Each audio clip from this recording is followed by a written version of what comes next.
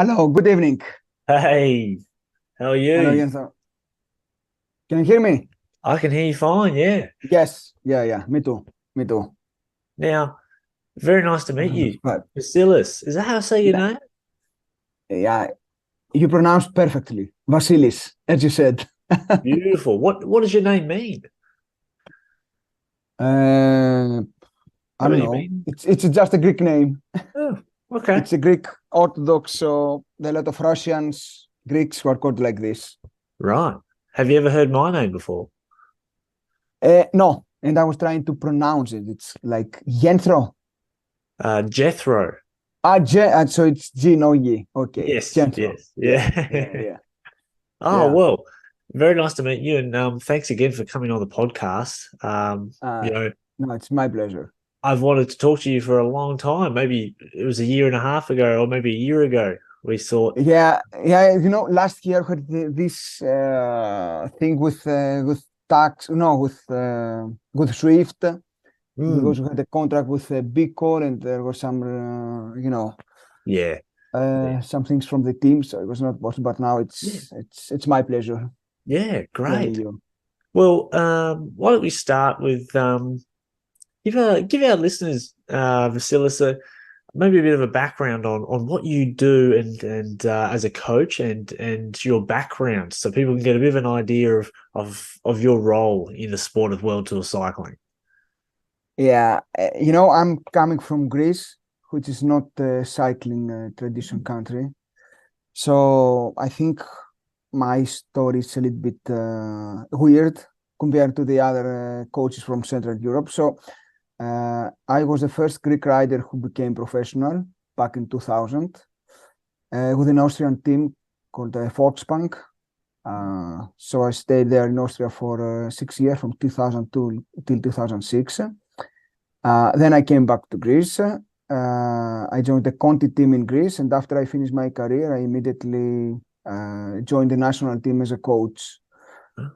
And I had already finished university in sports science, and then I went to EGL, to the UCI headquarters, for the highest cycling diploma you can get in cycling. It's called diploma. Hmm. So I stayed there for 2 months, and I shared a room with one of the most known agents back then and already now, Martin Berghut from Seg Cycling, Yes. Yeah. who introduced me to professional cycling because, as I told you, coming from Greece, I was just somebody unknown to the pro peloton. So the first pro rider that I started working with was Thomas Dekker after his suspension already back in 2013. Really? Then, yeah, uh, we tried to do the hour record, and I tried to help him with his comeback. Then I started working with Johan van Sumeren, Hmm. and after that with Sebastian Langenveld. Ah, very nice. So these are the first pros that I trained already in 13. And back at that time, we were thinking about creating a development team.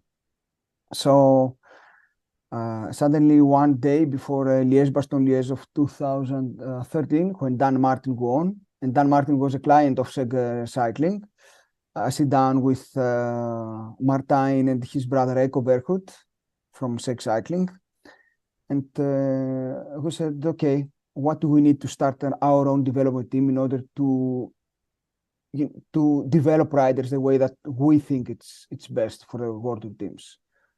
And like that, the idea came up, and 2 years later, Seg Cycling Academy started on. So I was one of the founders, or the person who started this idea. I was the coach and then the performance manager in that team for 5 years. I had a lot of Aussies coming from this team, like Nick Schultz, like Freddie Ovet, Yes. Yes. and I think I was counting last time with have around 35 guys coming to the pro ranks from Sega. I Yes. call them my babies, my Your kids. babies, right? Okay. Yeah, even Fabio Jakobsen came to us when he was 17 years old. Wow. Eduardo Affini, Yes. so many riders, and In 2019, the head coach of Quickstep approached me and asked me if I want to join the team Wow. because they have seen that the riders that were developing SEG were doing good. Mm. So I joined the team Quickstep at the end of 2019, and I stayed there till this season, Yeah, till yeah. this October, where I joined Astana. Of course, of course. The new team with Astana. That's really interesting that you did such a, your body of work at Seg Cycling, what you created and the program, which just, it developed so many riders through to the World Tour. It's very interesting that that was maybe part of the big reason why you were taken over to Quick Step. And Yeah, that was definitely. really, right after their, that was probably their last best year, like when they were top of the top with the most wins, etc. So Yeah. that must have felt really good to be approached by, at that point, the best team currently in the peloton. Yeah, definitely, definitely. But I have to say that I had two other offers that year because, as you said, all the success of the team was not unnoticed by the World Tour teams. But I think I made the right decision joining Quickstep and staying there for 4 years, 4 unforgettable years. It Mm. was such a great time Mm. over there. Now, Vasilis, one of the reasons why I really wanted to talk to you today is to hear about your time working with Mark Cavendish. Now, Mark is one of my favorite riders of all time, and sure, many people, everyone on this podcast knows I love Cav. I love the best riders winning all the time, and I've read all his books, okay, and his last book that he written about his return to Tour de France success in 2021. It mentioned quite a lot of your relationship with Cav and your coaching relationship, and also he tells many stories about how you guys together progressed through the year, and it was really, really interesting.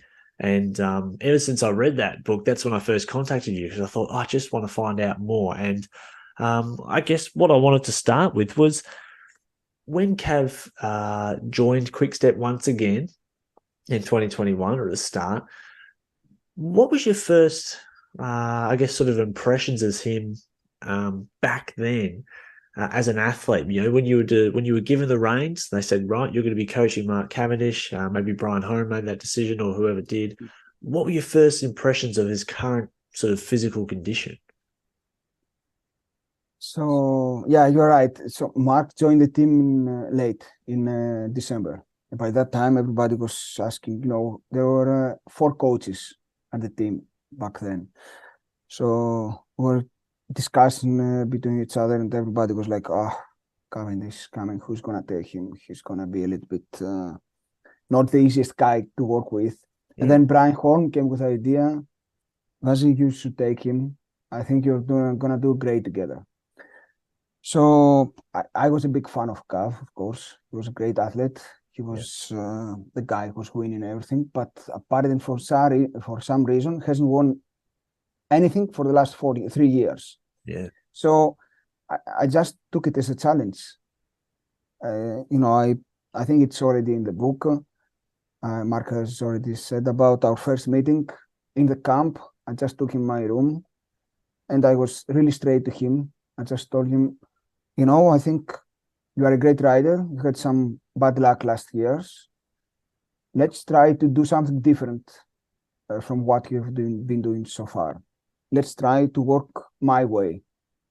I can guarantee you that if you follow my ideas, we can end up something together. I cannot guarantee you that you're going to win again, even though I believe you can, but I'm not going to lie to you. You just have to try your best and see where it goes, what comes next.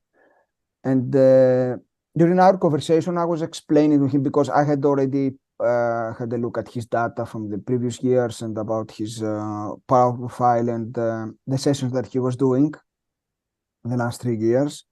Mm. And I explained to him my ideas, what I would like to change and train wise. And the things that I was telling him was exactly the things that he was also thinking about. Really? So we had exactly the same ideas. It was like I was talking to my other half, Is to that right? my other self. So from that moment on, I think I gained his trust. Yes. And from then on, because as a coach, I think the biggest weapon of a coach is to gain the trust of the rider. If you don't Mm. gain the trust of the rider, if the rider doesn't trust you, doesn't trust the approach, doesn't trust to your cycling philosophy, it's not going to work. Even if you are the best coach in the world and you have to deal with the best rider of the world, if the rider doesn't trust the program and the process, it's not going to work. Mm. With Cav, exactly the opposite. He trusted me from day one. I was there because I really like to work really close with the rider. So he was doing the session, he was uploading the file, and 5-10 minutes later, I was coming back with an analysis and I was discussing with him what was good, what was not good, what we can do better in the future workouts and things like that. And he was really, really surprised, positively surprised. And I saw the enthusiasm he had on trying to perform better and better all the time. So Mm. that's how it started, and that's Mm. how it evolved. Week by week, month by month, we did a lot of camps together. Mm. He came to Greece while we didn't have any idea about. There was not even the picture of doing Tour de France or doing any other big races, Mm. because as I told you, he joined the team in Right. December. Yep. Back then, we already have Fabio Jakobsen, who's coming from an injury, Mm. but we had Sam Bennett, who's the number one sprinter in the team At the time, yep. at the time. We had Hodge, Alvaro Hodge. Hodge, Alvarito, who had Alvaro Hodge, who was the second sprinter of the team. Yes. So Mark came and had to do some small races. Mm. Start with some Belgian races, Teref Turkey. And I said, okay, these are the races that you have. Let's try to win. And Yeah. the day that he won in Turkey, the first race after, I don't know, 2.5 years, Yeah. I think that was one of the most important days in my cycling career, because at the end we we tried something and worked out, Yeah. and Mark was coming back to the best, to be a protagonist. Yeah. And I then remember. I remember Vasi watching that stage, and I remember um, I was on the bed watching it GCN Plus on my phone, and when he got the win, I just remember thinking, "This is it." And he'd been close too, because he was battling with Greipel, and those last few stages. And when he got that win, I knew that was a big turning point. And I'm sure, um, Cav had some small moments leading into that. I remember it might have been a third place at a much smaller race earlier, where he actually came out of the wheel.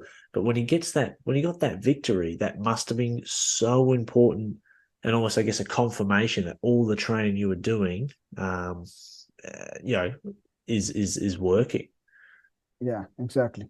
But already from the start of the season, he started with Almeria, where he had a punch in the last 3Ks, and he was still there at the end of the race, while the previous years he was not even in the bunch. He was dropped.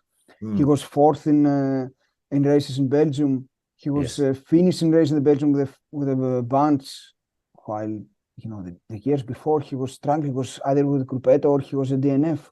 Mm. So that was part of a progress. And as you said, the turning point was the wins in Turkey, especially the first win, Yeah. because there he also believed that, okay, I'm here again, I can do it, I'm back in the game. Yeah, that's what it felt like back in the game. Now, in his book, he mentioned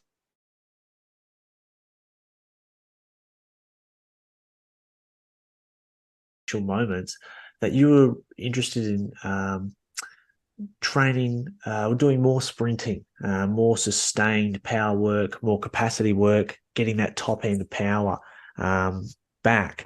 And I talked to another friend of mine who's a coach, Stephen Gallagher. He works with Canyon SRAM, and he mentioned to me that he thought that that Cav had been working on when he started to win more, his longer sprint, that sort of sustained 20, 25 second sprinting. And do you think that the time you two spent working on, that longer sort of sprinting effort, that seemed like a real effective strategy? Yes. So, we know that Mark is a sprinter. Okay, so what he needs to do is to sprint. If we spent, that's what I thought then, and that's what I also think right now. If we spent a lot of time doing long climbs on threshold or above threshold, those efforts will fatigue his fast twitch fibers. Yeah. What we need to do is to develop his fast twitch fibers by doing a lot of sprint work. Those efforts that you are describing now is exactly the efforts that we focused. And also we did a lot of split sessions.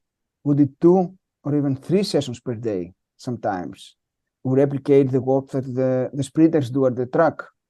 Yes. Because he's also come from has a track background. Yep. I saw that when he's doing some track training, his body reacts really, really well in that. That's why I brought him to Athens for 10 days and would combine some track sessions to the road sessions. On the other hand, you have to be careful not to overdo it with this quality work, so you don't damage too much the fast twitch fibers, and also you don't have to underestimate the work of the slow twitch fibers, because at the end of the day he has to do 190, 200 Ks with long climbs in order to be able to survive and to be as fresh as possible at the finish, to sprint to finish the job. So we tried to mix those things. So we spent some period of quality sessions only on sprinting, a lot of anaerobic work, and then we spent some sessions, some long periods of aerobic and sub-threshold work. So and at the end, that's what worked really well, because that year he went to the Tour de France without any altitude camp, without any specific preparation, and he was fresh, strong, and fast, which at the end, what you ask from a sprinter. 100%. Now, I wondered when you started to incorporate, and the majority of this is in 2021. Just to remind everyone listening, that big year, when you started to incorporate those double sessions and you were introducing the track workouts as well, did you take any inspiration from perhaps 2016? There was a year where Cav was writing for Dimension Data, and that was the year that he was also training for the Olympics because he really wanted that Madison title, the Omnium title. Madison was gone. And that year, I think the year before that, he might have had a couple of lean years, and he came back that year at the Tour de France whilst he was training for the Olympics, which was after the Tour that year, and he won 4 stages against Marcel Kittel, I remember, and big for Dimension Data. But the track work he was doing to focus on the Olympics, which was after the Tour de France, he said, at least in that the book he wrote during that period, was really, really, really helpful. And I guess we know that track cycling can be very beneficial to those fast twitch fibers, right, Vasi? Yeah, I knew that Mark was really, it was really beneficial for him doing the track sessions, but back then we did only 5 track sessions. Okay. All the other sessions were performed on the road or in the turbo. Wow, turbo too, really on the ergo. Yeah, of course, because he was back home in Essex, in London. It was raining. The weather was really bad. So he had to do the session with the turbo. So he did a lot of hard work on the tax and on Zwift back then. On Zwift, yeah. But I was building some specific sessions for him when he was not able to go out and to do them, perform them on the road. And that's what we did also in 2022. Don't forget that he won a stage in Giro Italia. Yep. He was close on winning 2 more stages there, and he missed it because of some mistakes on the lead out and on his sprinting. But his numbers were even better than 2021. But unfortunately, he was not selected to do Tour de France, even though he won the national champs one Oh, week and before he won it in the. style. That was one Yeah, of his best exactly. wins. Incredible, incredible. Exactly. So he was still performing really well in 2022, but we don't talk about it because he didn't do the Tour de France, Mm-hmm. which was out of his hand, and it was just a management decision back Yes. then. Yeah. Oh, that you just reminded me of that British national champs race. That was like Cavendish, a 16-year-old Cav, the way he Yeah, raced that. Did you guys talk about how he would approach that British national champs road race? it was just pure anchor, that race. That day, he just wanted to prove to the team that he was in physical condition of doing Tour de France because he had completed Giro Italia. Then he did some races, one-day races in Belgium, and after that he did the nationals. So the approach that we had towards the nationals was the same that we did the year before. So we said, okay, let's go to the nationals, try to perform as the best as possible, showing the team that you are capable of doing Tour de France, and if something happens to Fabio Jakobsen, because he was the designated sprinter there, you will be again the number one choice to do the race. So act as if that's our logo. We act as if we are doing Tour de France. That's what we said already 2021. Yes. Because already back then,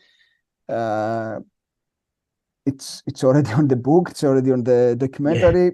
I sent him to Italy to train 1 week before the race, before the Tour de France starts, while there was not even one guy in the team believing that he could do Tour de France because Sam Bennett was the sprinter. He was the man, yeah. But deep inside me, I was thinking we have to prepare as if we are doing Tour de France because you never know what's going to happen. And at the end, Sam Bennett got injured. He got the call last minute and had to be ready, and he was ready. He was ready. Yeah, incredible. Even to complete that week before, there was no inkling that he would be going to the tour. There was a few rumblings about Sam's knee, but no one would bet that he would have left or not been able to race. But for Cavendish to complete those workouts, a week before the tour with no knowing that he could go, that shows that you both must have had this, such a belief in what you were doing and what you were doing together. It's so interesting. And Yeah, I can tell you it was not an easy week. It was not an easy week because on Sunday he won the stage in Tour of Belgium. yeah, And most of the big sprinters were there. yeah, And he beat them all. And then Monday he went back home. Even though there was no, it was the week before that. He did 2 one-day races in Belgium. I think he was 31 of them. Then he went back home because he was not selected to do Tour of Belgium. Then Sam Bennett had a small accident, and he was called to Tour of Belgium late in the night. So he had to take a helicopter to fly from London to the start of the race. And he arrived, so he took the flight at 6 o'clock in the morning or something. So he arrived 2 hours before the start of the race.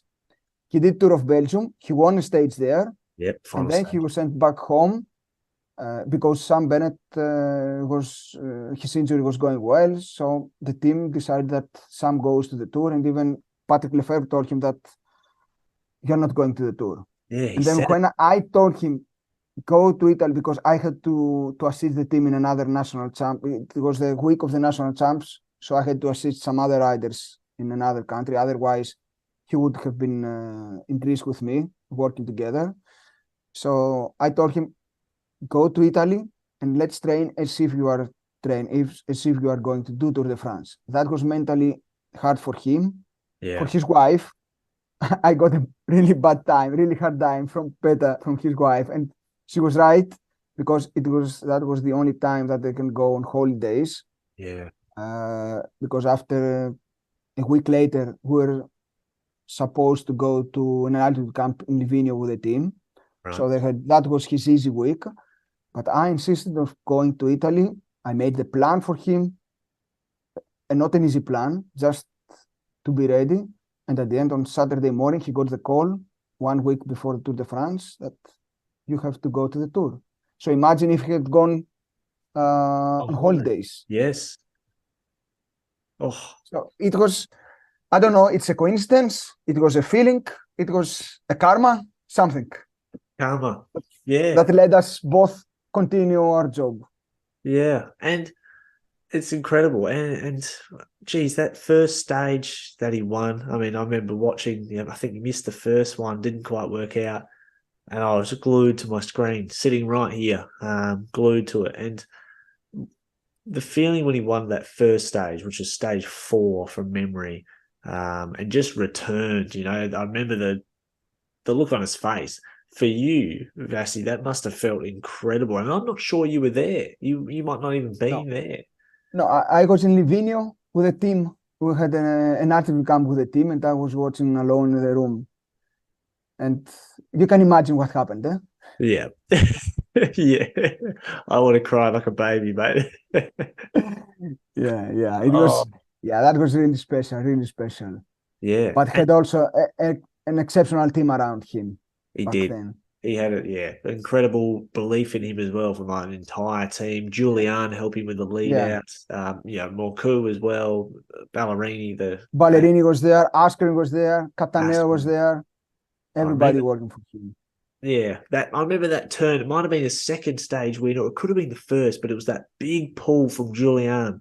They needed someone to fill the gap, I believe, and he was in the green jersey at the time, and he did that turn. It just gave Mark Morcu a little bit more length. That was it was so special. Amazing. Yeah, because they caught the guy. There was a guy in the break, a guy from Lotto, and they caught him with 300-400 meters to go.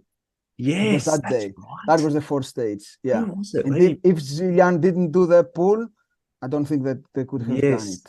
And who was it? Brent Van Moor, maybe? Yes, Brent Van Moor. Yes. Yes. That was the guy. Yeah. Wow. Yeah.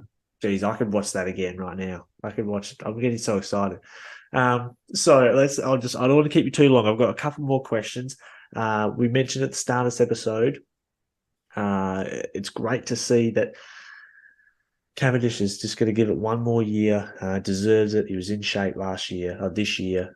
Bad luck, but I'm really keen to see that you've changed teams. You've moved to Astana, where Cavendish is, and I imagine that is to connect again with him and reinstate what you guys were working on whilst at Quickstep.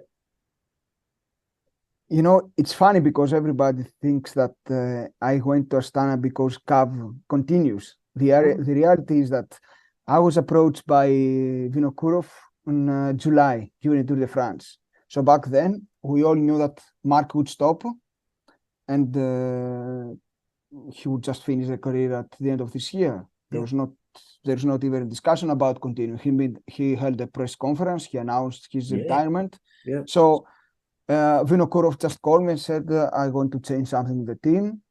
And I had a lot of talks with, of course, with the guys in the team and with Mark. And we believe that you are the right person to take over, to join the team and try to make it successful again. Wow. So we had an agreement already. No, I had a proposal, to be precise, from Vino already in July. Yes. And then I found a great opportunity because I think that this team has a lot of potential and we can build up something really nice in upcoming years. And that's why I agreed in a long-term contract. I have signed a 3-year contract now with the team. Nice. And later on, Mark announced that he would continue. I had already signed, and then he announced that he would continue. Wow. Of course, it's not a secret. I think it's obvious that we had a lot of discussions together about continuing or not continuing.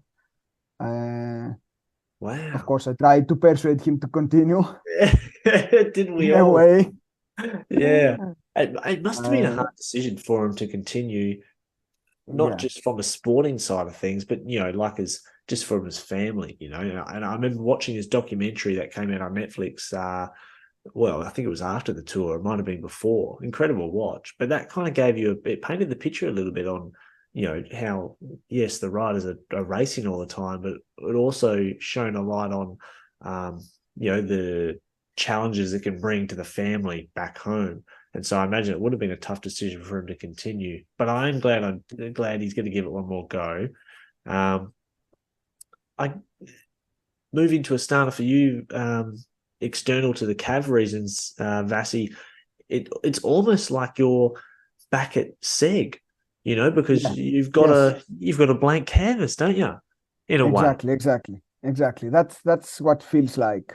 Yeah. Astana did 15. They signed 15 new riders this year, so it's a completely different team to last year. Yeah. And going back there, first of all, I'm really happy because I will continue working with Morkov and Ballerini that I had Yes. in Quickstep. I'll meet up with Case Ball and Ide Selling, who are my babies from Sega. Oh wow. Then, of course, is Mark. And then I have the challenge of working with a great rider like Lutsenko, Yes. Fedorov, those guys. And Mm. also trying to build the new structure about the Italian riders that we have and all the other Kazakh riders. So it's a huge challenge for me. It's a big challenge. But as you said, I feel as excited as I joined SEC for the first time. It's something new, and we just need to work and see where we'll end up year by year. Mm. But the feeling is I couldn't explain it. I couldn't describe it better by myself. It's Oh, like yeah. joining SEG. I Yeah. have exactly the same feeling. Oh, that's so good to hear. I really like hearing that. And everyone listening, this is it. This is your chance to get on board with Astana and follow their progress outside of Cavendish. They've got Vasilis here, and working with the rest of the team to help build them up again. And Vasilis, really want to thank you for sharing everything today. It was so interesting to talk to you. And it's 11:30 here, mate. All I want to do now is turn on the highlights of the of Mark Cavendish on YouTube. Um, Thanks a lot. Thanks a lot. It was my thank, pleasure. yeah, thank you very My much. pleasure. And yeah, we'll chat again soon. Good luck, and I hope you enjoy your Christmas period, mate. Thanks a lot. Thanks a lot. Thanks a lot.